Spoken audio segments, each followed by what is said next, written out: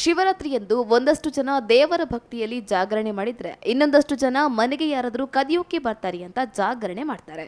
ಆದ್ರೆ ಈ ಮನೆಯವರು ಮಾತ್ರ ಜಾಗರಣೆ ಮಾಡದೆ ಕಳ್ಳರು ಬರ್ತಾರೆ ಅನ್ನೋ ಕಾರಣಕ್ಕೆ ಸಿಸಿಟಿವಿ ಹಾಕಿದ್ರು.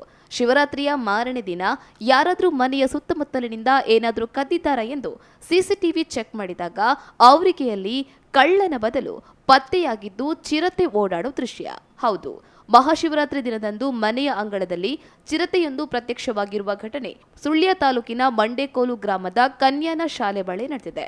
ಮಂಡೇಕೋಲು ಗ್ರಾಮದ ಕನ್ಯಾನ ಶಾಲೆ ಬಳಿಯ ಎರ್ಕಲ್ಪಾಡಿ ರಾಜಶೇಖರ್ ಭಟ್ ರವರ ಮನೆಯ ಅಂಗಳದಲ್ಲಿ ಶಿವರಾತ್ರಿ ದಿನ ಚಿರತೆಯೊಂದು ಓಡಾಡಿದೆ. ಕಳ್ಳರಿಗಾಗಿ ಸಿಸಿ ಕ್ಯಾಮೆರಾ ಪರಿಶೀಲನೆ ನಡೆಸಿದಾಗ ಚಿರತೆ ಕಂಡು ಬಂದಿದೆ. ಇದೀಗ ಈ ಗ್ರಾಮದ ಸ್ಥಳೀಯರಲ್ಲಿ ಚಿರತೆಯ ಆತಂಕ ಹೆಚ್ಚಾಗಿದೆ.